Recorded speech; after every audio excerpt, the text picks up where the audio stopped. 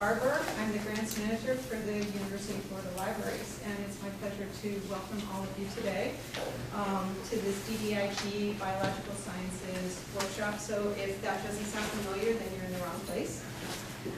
First, show of hands. How many of you have never been involved in writing a grant proposal? Okay, so about half of you. We're going to be talking or trying to talk to the lowest common denominator. So if you're an experienced grant writer, then just take a few breaths and understand that we want to make sure we don't leave anyone behind. As people are coming in, please encourage them. If you could come and sit in the front, because we'll have people coming in all during this and they might disturb you, but that's just the nature of having these workshops. We have 3 goals today. 1, to help you become familiar with this specific NSF application process. 2, what you should do and what you shouldn't do. And 3, to inspire you to apply for some kind of funding, any kind of funding. And if we can get you to apply for DDIG, great. Most of us have this little voice in our heads that says, oh, there's no way you can do this. There's no way. Wait till you see the instructions. There's no way you're going to be able to do this. And you have to just tell that voice, shut up. Okay, from my experience, my background is I'm a clarinetist. I have a bachelor's degree in clarinet performance from the University of Southern California, and I have a nonprofit management master's degree. So I learned how to do this when I was a clarinet player. And if I can do it, then certainly any of you can do it. Am I correct?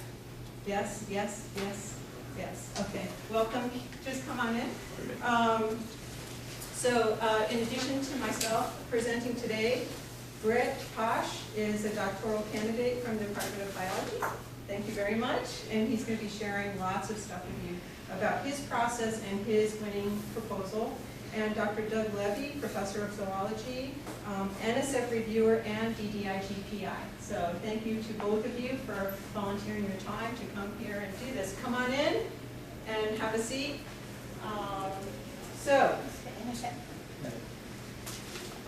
The first thing we're going to do is show you how to get to this site. So this is the home page of the library's website. Hopefully all of you have seen this.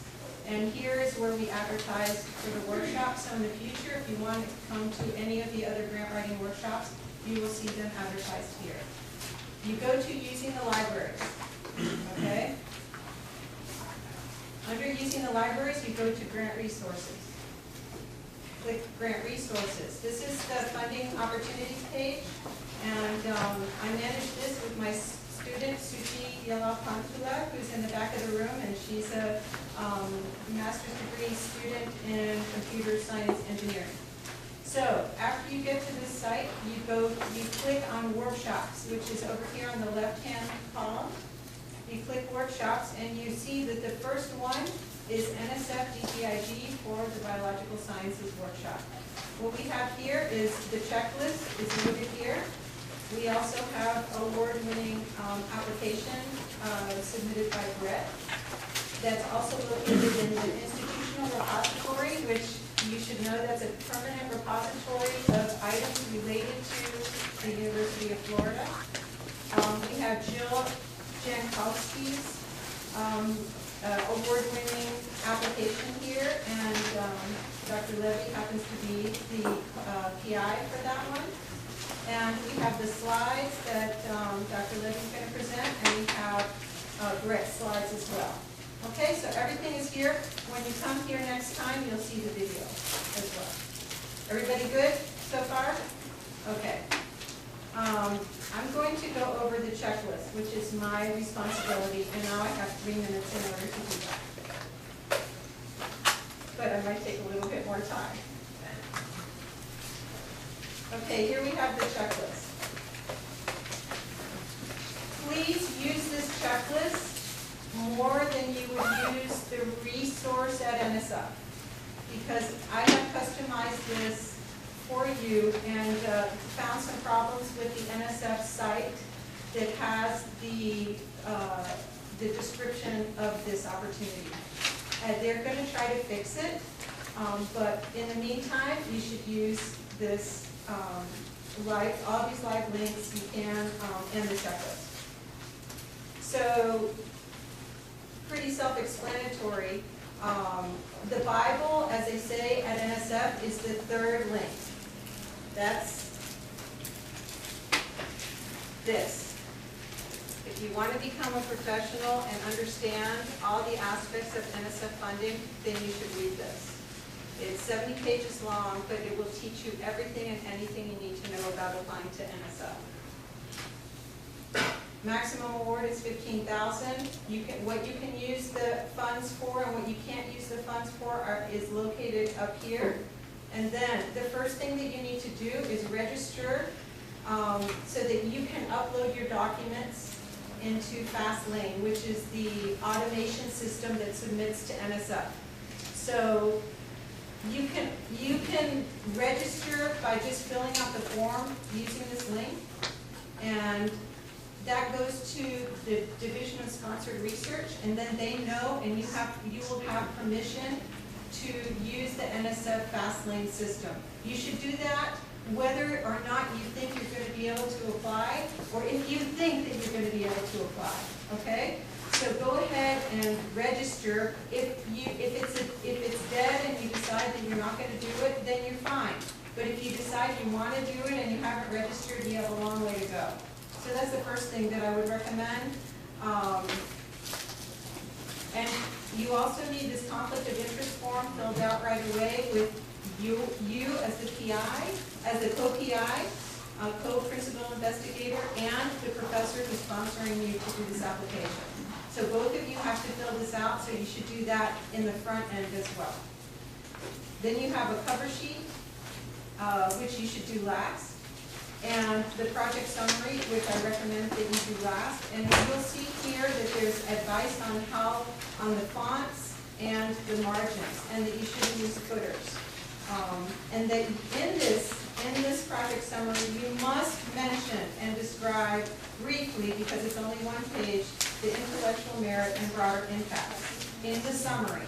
If you don't, you will be ineligible.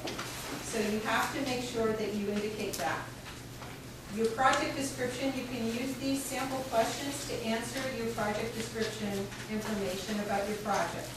You must flesh this out completely, the intellectual merit and the broader impact, and we have links in here so that you will learn more about what those are. The table of contents is automatically populated, so once you're uploading your documents, it automatically populates your table of contents. The biological sketches, they're very tricky about how the sketch is also another word for your resume and the resume of your sponsoring professor. So in order to get that right, you should go into the Bible here on page 29, and you will find the specifications and the order in which you must prepare your biological sketch. And you should get that right away from your sponsor as well, because that's one of the things that could delay you. The budget and the budget justification are requirements. There's also a form on facilities, equipment, and other resources. You can have these 3 items in your supplementary documents. Letters that confirm that you have access to resource. They're not looking for general letters of support. So if you have a letter in there that says, oh, I think Fulana is great, and she's going to submit a wonderful dissertation and blah, blah, blah, don't include that. It should be letters of commitment. But you must have a letter that states that this student has advanced to candidacy for a PhD degree. And that has to be signed by an administrator who has the authority to sign such a letter. Context for improvement is a 1-page maximum PDF that you would load to describe how your research or how this project doesn't overlap with anything else, and why you need the money, and letters of commitment down here. In order for you to do this process, you must work with the Division of Sponsored Research. You cannot submit the FastLane by yourself, okay? So once you're ready to submit, you're going to see that you can change your options in the fast lane so that the option for your application becomes view, edit, and submit. Once you click that option, then the Division of Sponsored Research can look at your proposal. They need about 5 days to review it because they're finding lots of errors in these DDIG proposals. So if it's due on November 19th, you want to back up 5 business days and make sure that the DSR people have enough time to review. We do have a phone number listed here for Linda Isaacs. She's volunteered to help any of you with your process in terms of loading, in terms of looking at your proposal. Her phone number is there, and you can probably look her up in the directory. I know this was fast and quick, but, and I know I left tons of you behind, but I'm out of time, and they're going to give you more context, and you'll feel way better than you do right now after you hear from them. So I think Greg should go next, and then maybe show, and then we'll have Doug last. Actually, we talked about it. Oh, okay. This is more broader, and then Okay, perfect. Doug. Then we can go, let's see.